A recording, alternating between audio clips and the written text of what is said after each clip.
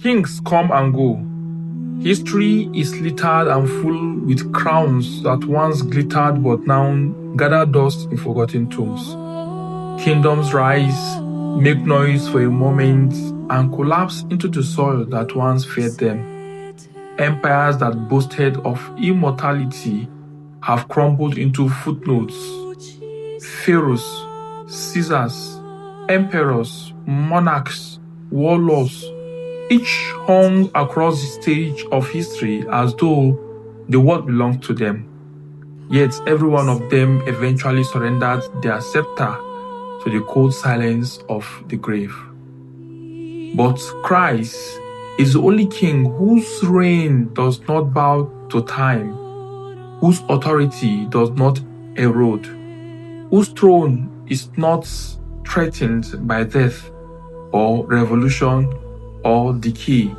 He is the king who reigns before time, enters time, redeems time, and will judge time. He is the kingdom that cannot be overthrown because it was not built by human hands.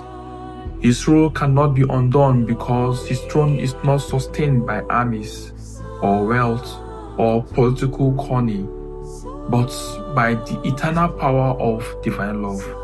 On the solemnity where the church boldly proclaims Jesus Christ as King of the universe, the gospel presents him in a scene of total vulnerability, mocked by soldiers, abandoned by his disciples, and crucified between criminals. It seems absurd and not adding up, right? Yet nothing could be more revealing. For here, in this moment of agony and apparent defeat, the church announces with strong conviction that the man on the cross is the true King of heaven and earth. He is the true King of the whole of human race. And his throne is a place of sovereign love where victory is not achieved through force, but visible through forgiveness.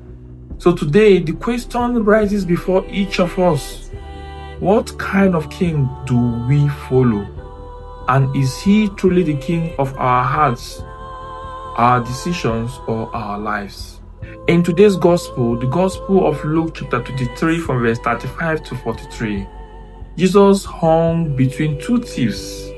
One mocks him, demanding proof of his power, and the other rebukes his companion, admits his own guilt, professes faith. From the brief exchange emerges the revelation that the cross is not a tragedy interrupting Jesus' mission. It is his throne, his coronation, the very place where the ocean of mercy opens, flooded for our salvation. So even the two thieves become a living icon of humanity's response to the kingship of Christ. One represents the voice of pride, demanding miracles and proofs. The other becomes the voice of humility, acknowledging sin and casting himself upon mercy.